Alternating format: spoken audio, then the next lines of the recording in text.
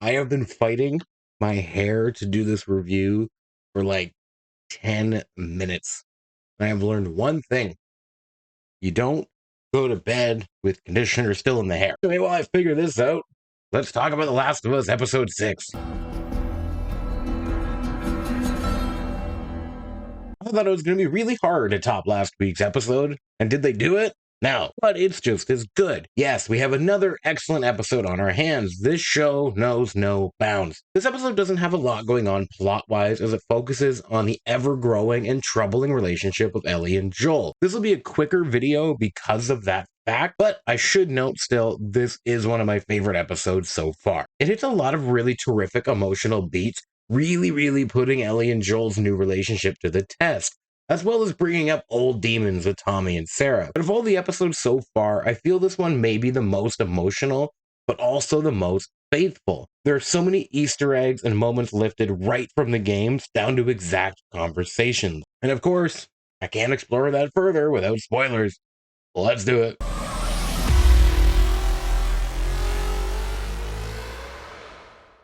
As I said, this is going to be a quicker video as this was a really focused episode, really diving just into these relationships. Not to say the plot doesn't progress forward, it still does. The story's moved along quite nicely and nothing is rushed. This time around, we are given so much time with Ellie and Joel, watching them get to know each other more, tell each other jokes, learn from each other, and truly bond. This episode featured so many classic scenes from the game, like this infamous argument scene. I was so happy to see this left untouched as it was perfect in the game. Pedro and Bella do bring it to new heights. So many of these scenes had me grinning ear to ear because the chemistry between these two is some of the best I've seen in television. They play off of each other so well, making me laugh out loud and even tear up many times. This was such a satisfying episode for a longtime fan of this duo. Now, as much as this episode was about Ellie and Joel, it was really just about Joel. Joel battles a lot of demons in this episode, past and present. We finally get to see Tommy reintroduced again.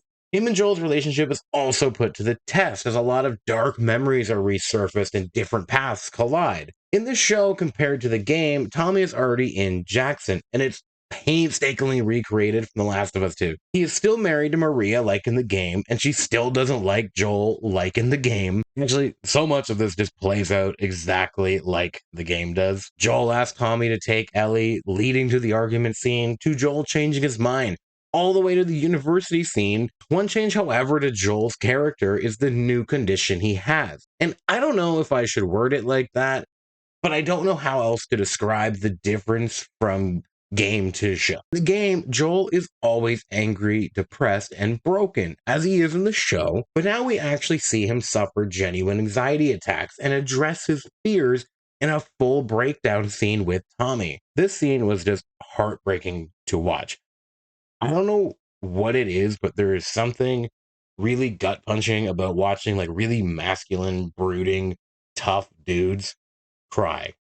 Something about that is just devastating, and this scene was fucking devastating. Joel is at the forefront of this episode, dealing with his trauma, his age, his fears across these many relationships. Though so much happens, it's really all about him. And again, I loved all of it. Watching Joel progress like this was such a treat. Before I do wrap up this review, I'd just like to mention again, this show covers so much of the game here in painstaking accuracy. The university segment, which I didn't think would be in, is almost shot for shot, even including the monkeys. In fact, this show has so many Easter eggs, like, holy fuck, is that Dina? I can't be the only one, right? Like, I freaked out. It has to be. It has to be Dina. There's no way that's not Dina. They're not going to fucking tease me like that and not make that Dina. Another amazing Easter egg? Holy fuck, is that the film crew? Jokes. But now you'll never unsee it. All in all, this was another great episode, pushing these beloved characters even further physically and emotionally while reaching new heights, or depths, you could say.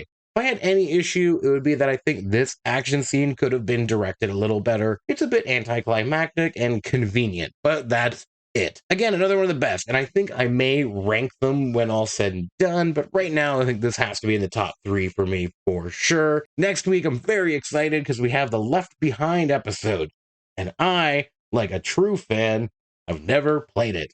So I'm in for a treat. I'm really excited to not have any expectation. All right, guys, have you seen the episode? Do you agree? Do you disagree? Did you hate it? Did you love it? Do you think, man, this guy has way too much free time? Comment below and let me know. And if you did enjoy this content, like always, like, subscribe, maybe share with a friend. Everything is appreciated, guys. Thanks.